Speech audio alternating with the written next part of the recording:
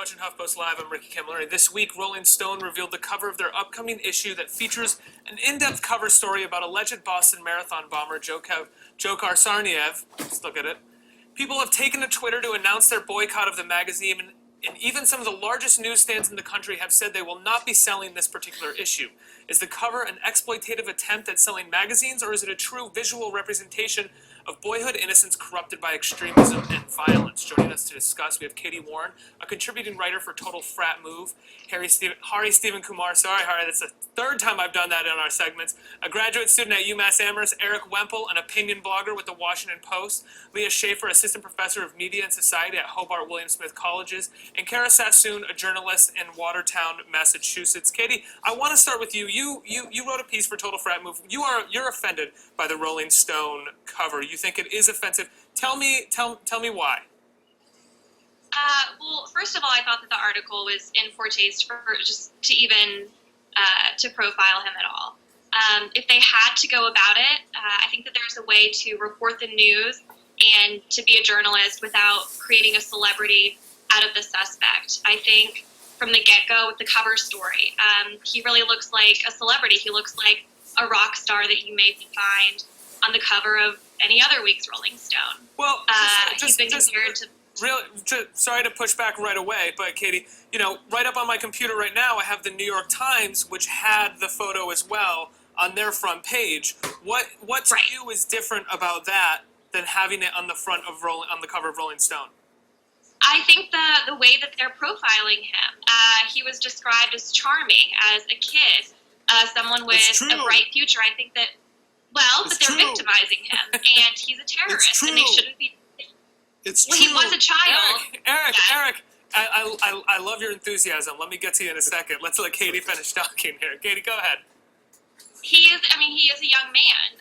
That doesn't forgive the fact that he killed 3 people, assisted with the killing of a police officer, and injured 264 people. That doesn't excuse the fact that he did that.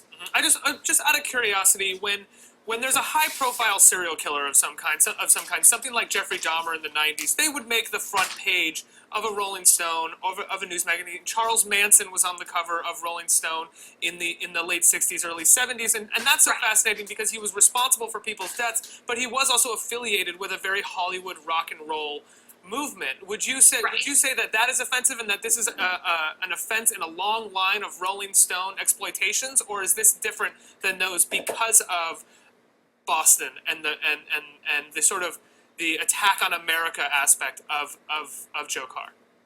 I would agree with that. It was a terrorist attack. It wasn't just a murder. It was someone who attacked the Boston Marathon. I mean, it was an attack on our nation. And again, going back to the words that they use and the way that they're profiling him, it's to victimize him, and it's sympathizing with him. And I disagree with that entirely. I think it's very inappropriate. Eric, talk to me a little bit about why it's true.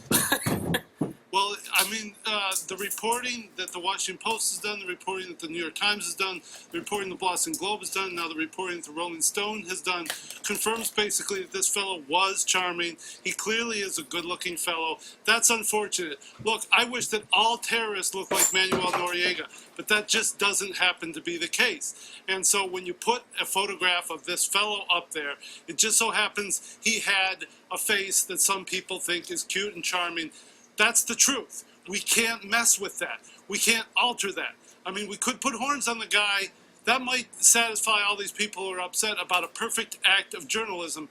But there is nothing wrong with what the Rolling Stone did. In fact, I think it's a really good story. Not perhaps as groundbreaking as the photo is, I don't know. But it was perfectly fine. There is nothing to this upsurge of criticism. There is nothing to it. Well, there is a Facebook page that's Boycott Rolling Stone magazine for their latest cover. Has 154,000 likes, including 3 people that I went to high school with. I'm not going to show them, but has 154,000 likes on this boycott page. Twitter is in an uproar about it. People have created a hashtag or a piece called "Never Buying Rolling Stone." Right at the top, I'm never buying an issue of Rolling Stone again, not because of the terrorist thing, but because it's 2013 and I'm an adult. That's actually a good joke. Leah, I'm kind of curious about the context at which this picture is placed, because we've seen this picture in the New York Times, we've seen it in the Atlantic, but now for some reason under the Rolling Stone font, the iconic fonts of Rolling Stone magazine, we're taking offense to it. Now, Rolling Stone is not just a pop culture topical magazine. We've seen political stories in the past. I think this is something that a lot of people are forgetting, that they are the reason that Petraeus had to step down. Like, they have done a lot of fantastic political reporting, but for some reason, Joe Carr behind these fonts and the Rolling Stone iconography has tripped people up. Can you talk to me about that a little bit? I can. I think one of the things that's most important is to put it in context of other Rolling Stone covers. If we look back historically, people in the media keep referencing the Charles Manson cover. One thing about that cover is that it was only Charles Manson on the cover. It had a very strong graphic, and it talks about it in apocalyptic terms. Whereas in Yahar's cover, we have his face right next to the phrase Jay-Z. We have it next to Willie Nelson. I think that having the context of those other things on the cover really changes the way that people are interpreting it. A lot of people. I'll let you finish in just a second, but I just want to bring this up. A lot of people are bringing up this Jim Morrison cover from a while back and making the comparison between the two of them. Now, I mean, can Rolling Stone help the fact that he's a handsome kid? I don't think so, and I think Rolling Stone is interested in selling the magazine so it can get its reporting out there. So do you think it may actually be that they were aware of that this cover may strike a firestorm because of his good looks underneath the iconography of Rolling Stone? Absolutely. If you look, it's very similar to, there's a John Bon Jovi cover from the 1980s where he looks almost exactly the same. I think that the Jim Morrison is almost an exact replica of the image. I think the thing that people are also not thinking about is the fact that he took this photo himself.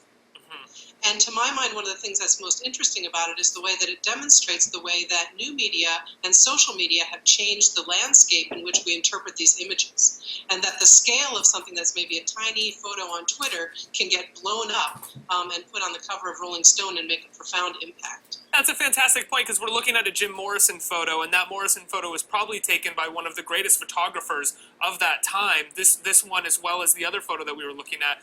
And the Joe Carr's photo, like you said, is a selfie. Yeah.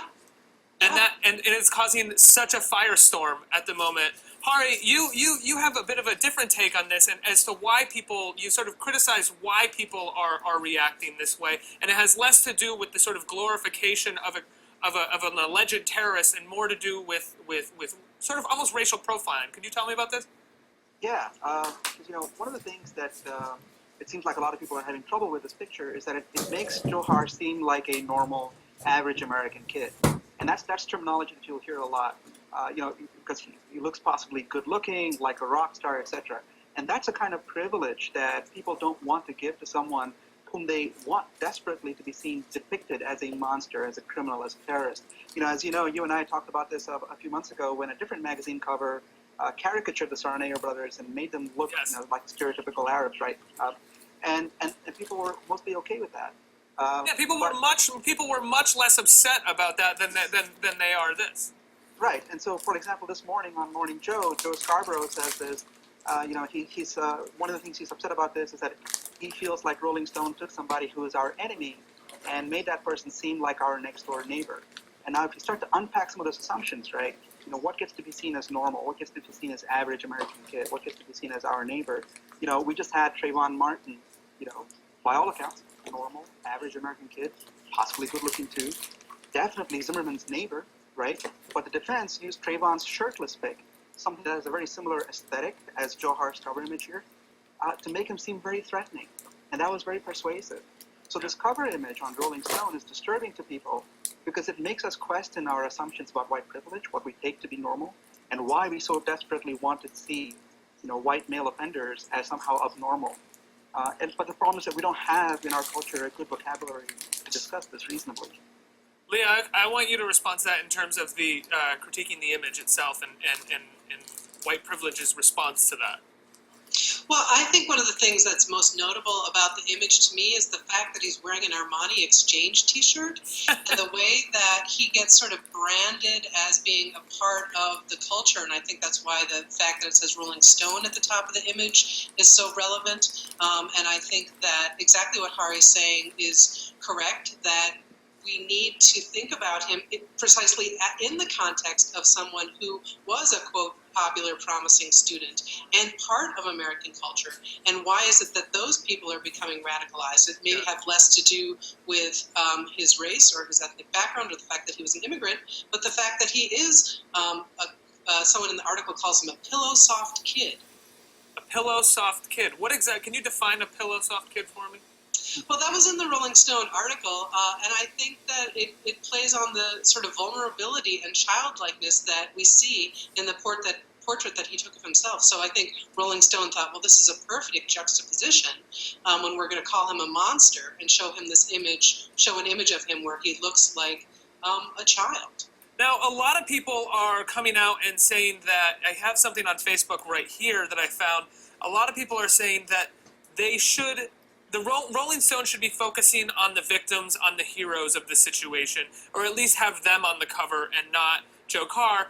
But at the same time, can we honestly say that an in-depth profile of a number of, and I'm just putting this out there, an in-depth profile of a number of people who survived or died in the marathon bombing would sell as many magazines, or be as we are generally fascinated by darkness in this country in terms of the media. Eric, go ahead. Well, I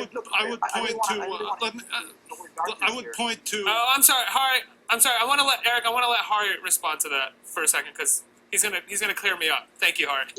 Yeah, and I think Eric's gonna have a really good point to attach to this. Yeah, but let's go back to what you're saying about the darkness in our culture. You know, there's such a semiotic shift in that language there. I'm sorry. I didn't mean it that way, Hari. I meant murderers and murder. Let's connect this to where I think Eric is going with this too. Is that when we have white male criminal offenders, when we have mass shooters, when we have hate crimes, when we have domestic right-wing Christian terrorism, and then when we have homegrown terrorism like this with Johar and his brother who are white, there's an impetus to make them as isolated aberrations, right? And so in that sense, I think it's entirely appropriate for Rolling Stone to profile, somebody who looks so white, looks so normal, and then to get us to ask questions, really dark, deep questions about, how could this happen? And that's the premise for their article. Not a very well-researched article, but it's a laudable premise. I think when we do have mass shootings, though, we do focus on them as well. Eric, go ahead. Well, what I would like to say about the survivors is I think that it is absolutely true that good stories about the survivors can indeed be very moving journalism. I think we saw Tim Rohan in the New York Times wrote about Jeff Bauman and his whole recovery after having 2 legs amputated. That was a great story. He got access to Jeff throughout, his girlfriend and he, how they went through the whole thing. But you know what? The media is big enough that it can chew gum and walk at the same time. We can cover the victims and we can go really deep on the alleged perpetrator. And I would argue that both of those stories merit a lot of attention.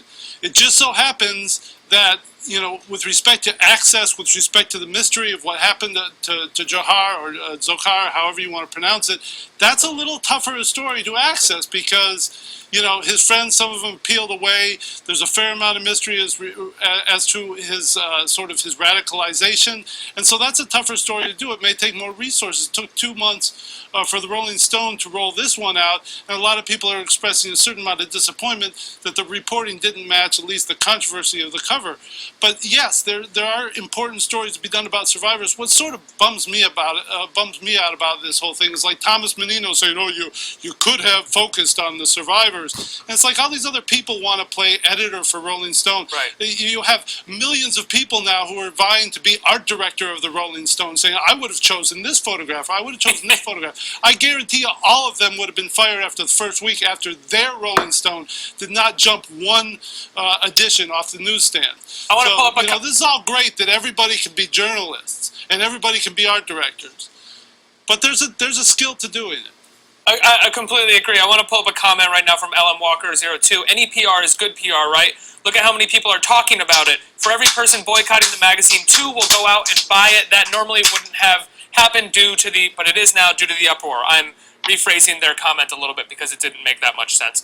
Kara, you were in Watertown during this. You know, you lived nearby this happening, and you're living the repercussions afterwards, the lasting effects. Tell me tell me the conversations that are happening around you and how you feel about this.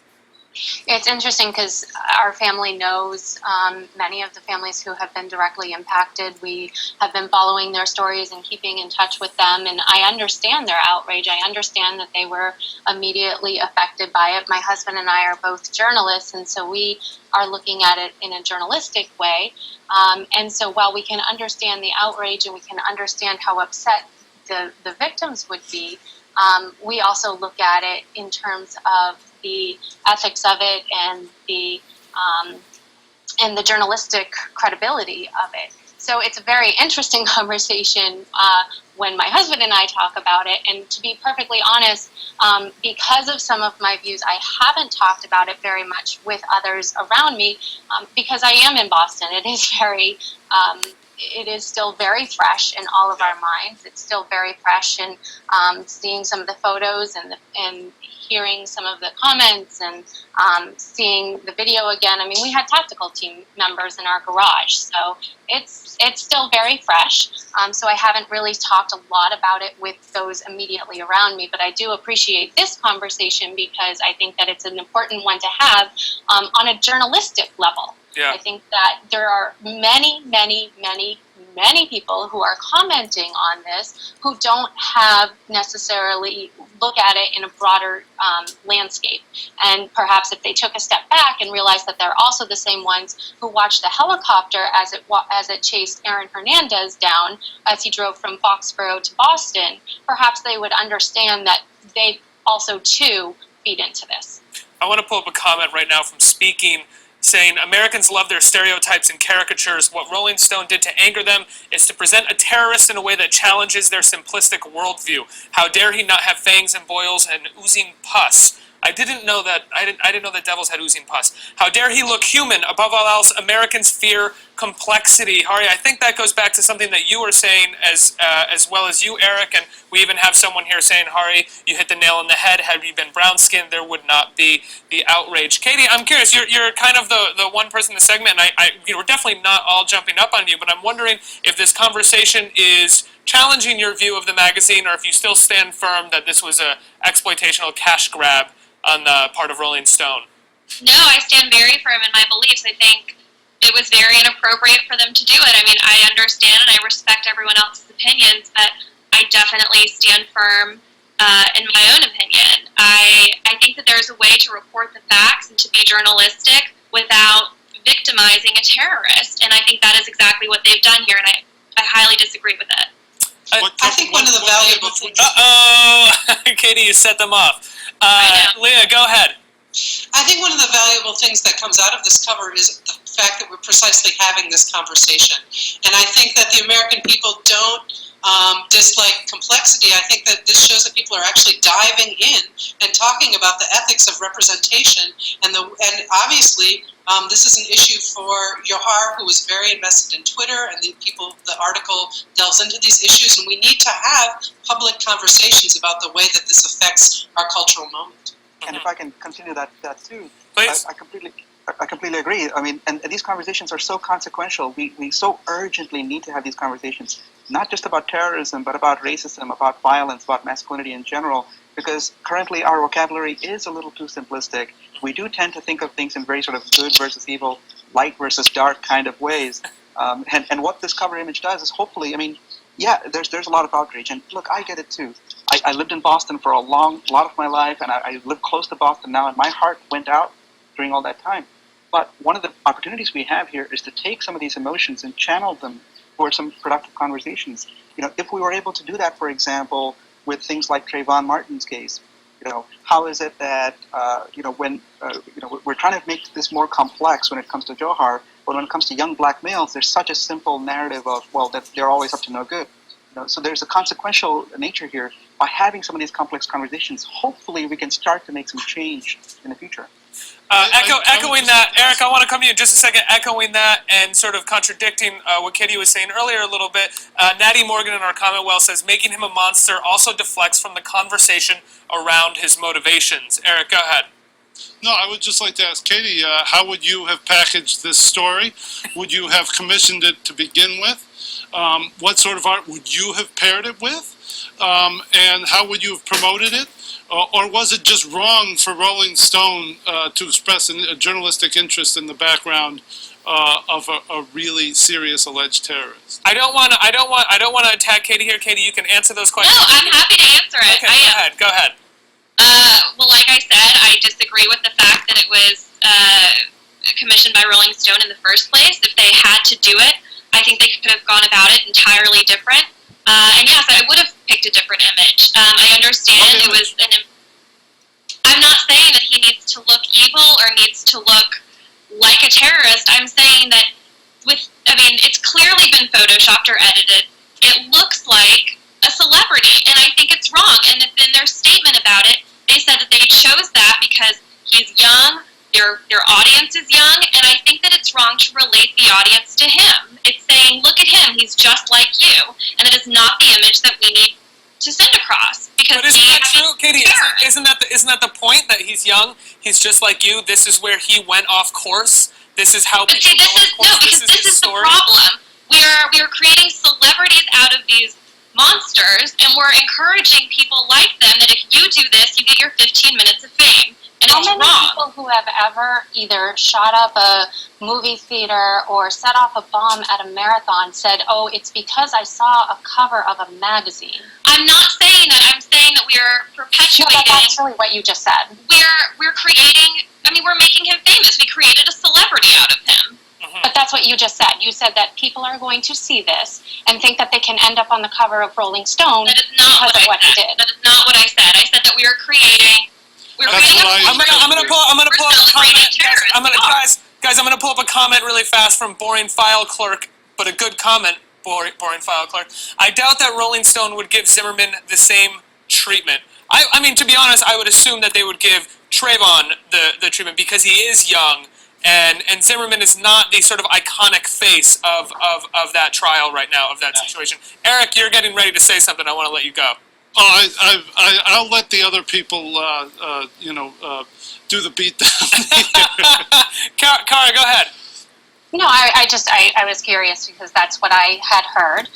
But I also am curious in regards to the comment of having it been photoshopped. I mean, this is the same image as you showed us at the beginning of the segment that was on the cover of the New York Times, and it looked exactly the same. And it's the same image that I have seen on many news broadcasts and in many newspapers, not only here in Boston but around the country. So I'm not sure that I can understand. I understand, yes, that it was cropped, but I don't see that it was photoshopped or changed in any other way. Well, as a panelist said before, and I'm sorry I forgot your name, but his face is next to Willie Nelson. It's next to Jay-Z.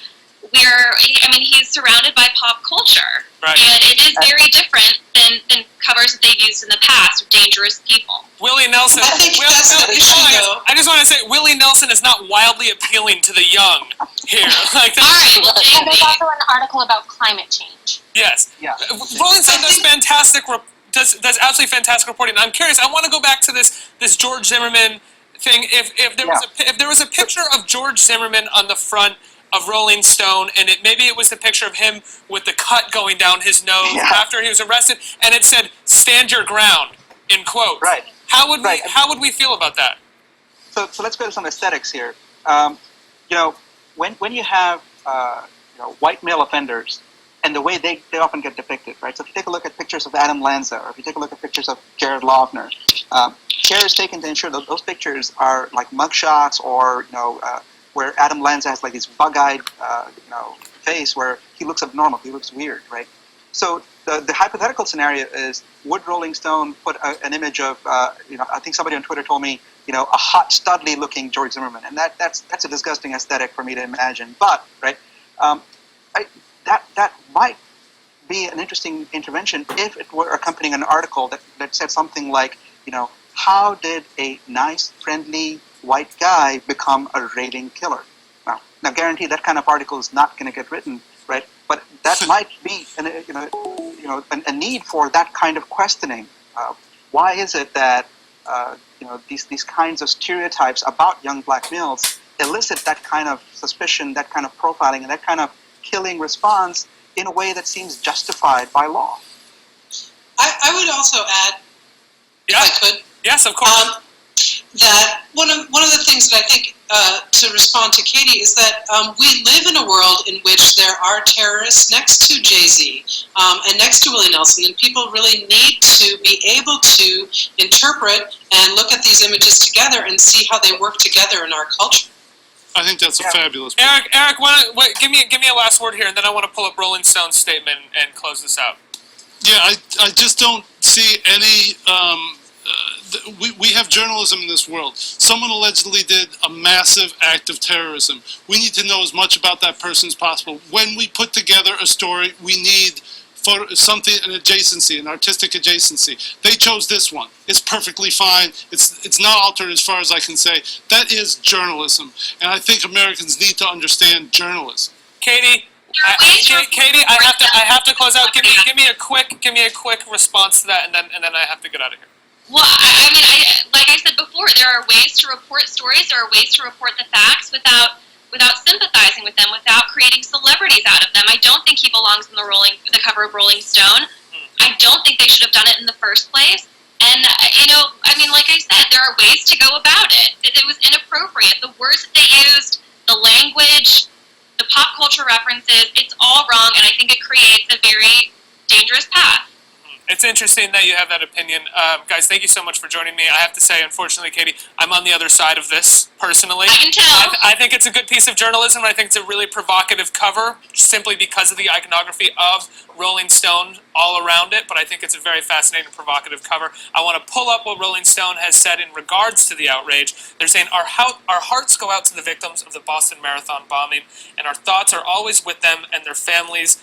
The cover story we are publishing this week falls within the traditions of journalism and Rolling Stone's long-standing commitment to serious and thoughtful coverage of the most important political and cultural issues of our day. The fact that Dzhokhar Tsarnaev is young and in the same age group as many of our readers makes it all the more important for us to examine the complexities of this issue and gain a more complete understanding of how a tragedy like this happens. Guys, thank you so much for joining me. Katie, Eric, Kara, you had to leave early. Leah, Hari, keep it real in the 413 for me. Everyone, Absolutely, take man. it easy. You guys, you're watching HuffPost Live. I'm Ricky Camilleri.